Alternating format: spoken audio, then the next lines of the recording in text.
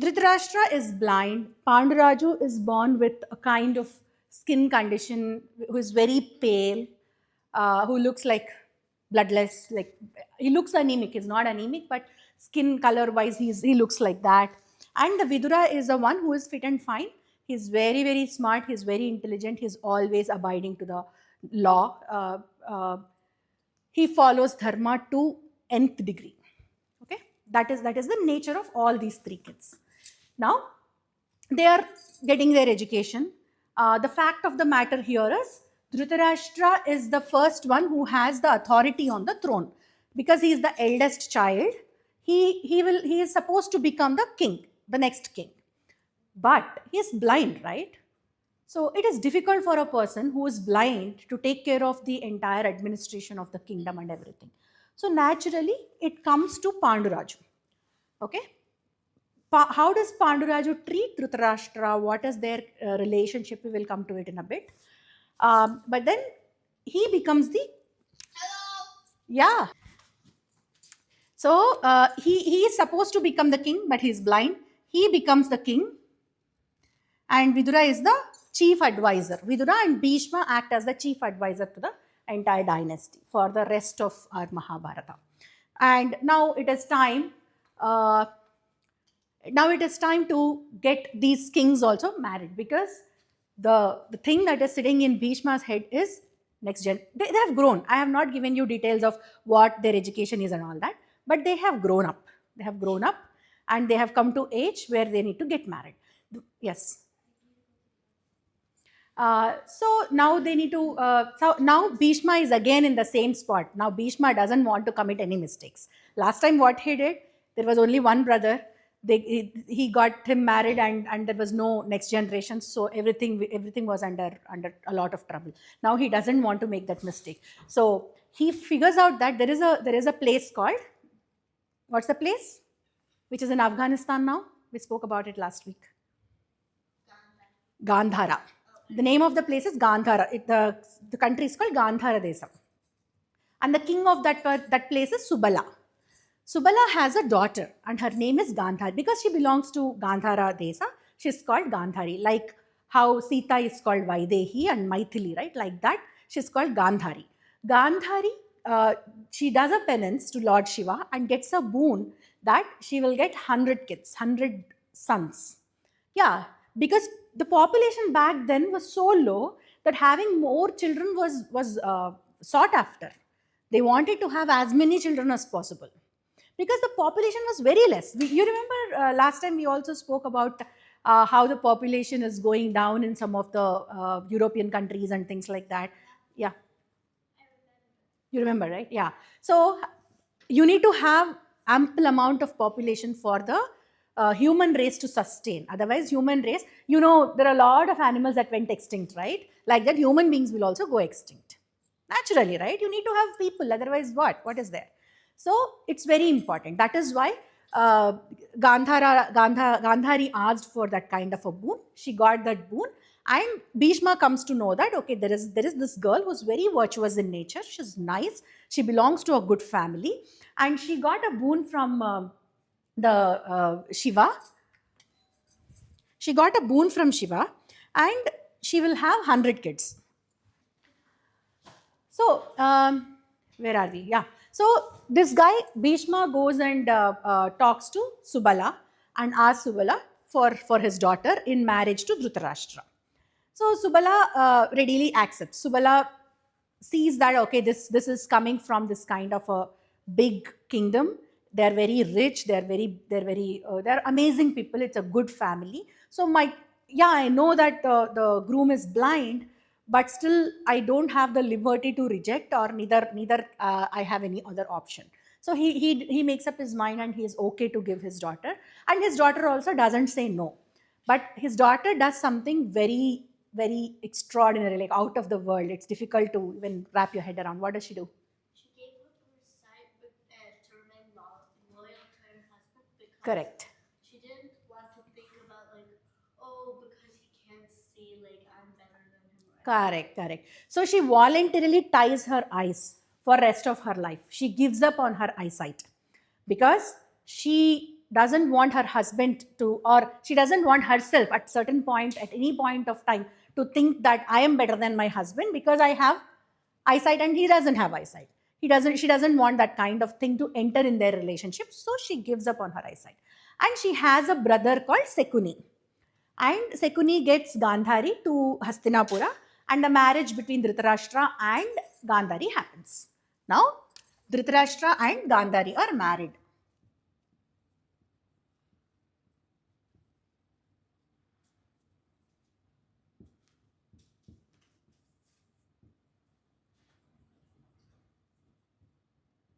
And then we'll talk about Panduraju.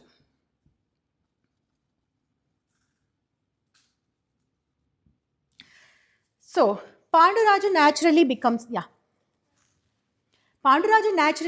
the emperor. He's the king actually. But he is very, very, very nice younger brother. He never overrides his brother just because his brother is blind. He respects his brother. He actually, what he does is he makes him the formal king. He is the one sitting on the throne and everything. And Panduraju goes around the world to expand the kingdom. He wages a lot of wars. He expands the kingdom, and he brings back home a lot of riches, gold, diamonds, gemstones, wealth, lot of land is acquired by Panduraju. But Panduraju always comes back and surrenders everything to his brother. He says that you are my elder brother and you are equal to my father. Like when you don't have father, you consider your elder brother to be in the place of your father. So you're like father to me. So everything whatever has acquired is at your feet. That is how much respect Panduraju gives to Dhritarashtra. Dhritarashtra, right? Then, Panduraju, like he goes to the northeastern side, northern side, lot of area into the middle, central India is also acquired by Panduraju. Panduraju gets married to two women. Who are they? Madri is the second wife. First one is Kunti. So we learned a little bit about Kunti also. Kunti belongs to, Kunti's original name is Prutha, and Kunti is given in adoption to Kunti Bhoja. That is why she got the name Kunti. She is actually the sister of Vasudeva. Vasudeva is father of Sri Krishna. So to Sri Krishna, Kunti Devi is Atta, Menata. Yeah. Where did this Kunti come in the middle suddenly? No. Kunti did not come in the middle. Kunti, so Panduraju gets married to Kunti. Right? Oh, Panduraju gets married to Kunti. Okay. So who is Kunti? Kunti is daughter of Kunti Bhoja, someone called Kunti Bhoja. Yeah. Kunti Bhoja gets Kunti in adoption. Okay. So who is she originally? She is originally sister of Vasudeva. Vasudeva is father of Sri Krishna. So Kunti is aunt to Sri Krishna, Menatta. You all know Attar. You must be having Attars, right? Like Menatta to Sri Krishna. So that is the relationship. Okay. Now, Kunti had a boon. I'm repeating everything because it is very difficult to remember, and I'm not expecting anybody to remember it. Prutha. Prutha is the original name of Kunti, but nowhere in the text we will refer to as Prutha. She's Prutha, I think that is why he's Partha. I think so. Partha.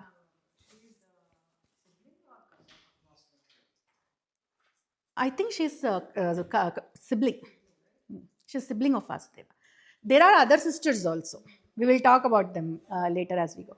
Okay, so that is about Kunti. Kunti has one of the greatest qualities of Kunti is her service and devotion towards people. So she always is taking care of people who are coming to his father's palace, father's kingdom, serving them, making sure that they are getting food on time, they are getting all that, they're comfortable as long as they stay in the kingdom.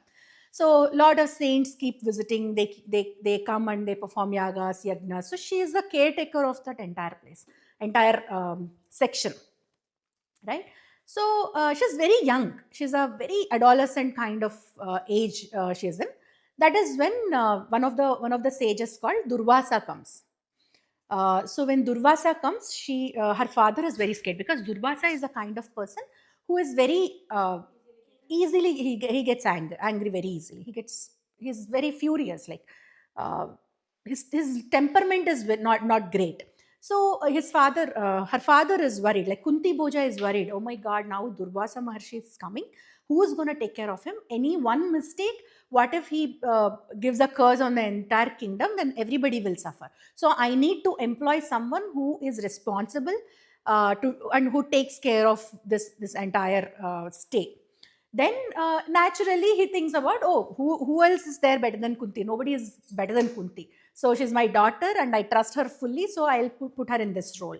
I will ask her to take care. Durvasa Maharshi stays there for 1 year, 1 full year. And for 1 entire year, Kunti Devi does so much of service to him that at the end of the 1 year, he is extremely impressed with her service, devotion and everything. And he gives her a boon. He tells her, you think of any god and you repeat this mantra, a certain mantra he gives to her. Upadesam antaru danni. Upadesam means teaching, giving that, not just teaching, giving that power along with it. It's not just you can learn a poem or anything, but the power associated with it cannot be transferred, right? That you have to acquire. But because he is giving a boon, he has that capability to transfer the power that is associated with this mantra. And this process is called Upadesam, Upadesinchana. So he gives that mantra in gift to this girl, Kunti. Kunti is probably 3 years elder to you guys right now, 10 plus 3, 13 or something like that. She's like, okay, what is this? What do I do with it anyways? I did service to him, but what kind of blessing is this and what do I do with it? She doesn't understand. And she forgets about it. Fine, okay, fine. I give you something which according to you is useless. What do? You put it in the closet and you forget about it. You don't really worry about it. Okay, they gave something. He's very elder to me. I couldn't be disrespectful by saying, no, I don't need it. So I just take it. I'll just keep it somewhere. So that is the kind of attitude she has. She forgets about it. She's little, right? At that point of time, she was not even thinking about kids or what does this mean to her in future. Then few years pass by, and she reaches like 16, 17-ish age, probably at that age, or maybe even younger. At that age, one day what happens is she goes to the banks of River Ganga or River Yamuna, one of these. And there, she is looking at the sunset. Sunset looks extremely beautiful. Like during sunset, the color of sun is orangish in color, right? It looks amazing to her. So immediately she thinks, she remembers about that particular boon Durvasa Maharshi gave and thinks, oh my God, how amazing it would be to have a kid with this kind of grace, the grace of sun. And then immediately she utters that mantra and she invokes the sun god. So all the gods have a quality. When they come, they give something and go. You cannot call upon a god or meditate, do so much of penance, call the god and just say that, oh, I just did it because I wanted to see you. I don't need anything from you. That's not allowed. You have to ask something and they will give you something. So, and this mantra is a specific thing. With this mantra, she can only get a child with that qualities. So sun god says, I will bless you with a son of my grace. She says, no. I in a moment of, I was carried away by your beauty. In that weak moment, in that moment, momentarily, I thought something. But it doesn't mean I don't need a child now. Like I'm not even married. If I take this child and go back home, people will laugh at me. People will look down upon me. They'll ask me like 100 questions. I have no answers to any of those questions. I don't need anything. Don't trouble me. I have no ideas of having any children. And I'm extremely sorry. She immediately apologizes also. She says, I'm sorry. I shouldn't have done it. In the spur of that moment, I did it. Please excuse me and you go back. I don't need. But then sun god is a god. He says, no, I cannot do that. Surya Bhagavan blesses her with a child. She immediately conceives and delivers a baby. Everything happens like, because it is with God, gods are involved, the natural process that human beings go through, that can be bypassed. It's in their control. They're gods. They're called gods for a reason, right? If they were to be human beings like us, if they had only powers of a normal human being, you wouldn't call them gods, right? So sun is a god and he blessed her and she immediately conceived and had a baby. Looking at, and the baby is born with what? Of the god. Yes, and Piercings. yes, yes. Yeah, grace is one thing. He is born with a natural armor, a protector. Something he's born with a natural protection. So armor, if somebody releases an arrow at him, or if he gets hurt, if he falls down, gets hurt, or something happens, that armor produces that has a medicinal value that it will heal the body. So as long as Karna is wearing the armor, probably people can defeat him in a war, but they cannot kill him because that armor is always protecting this boy.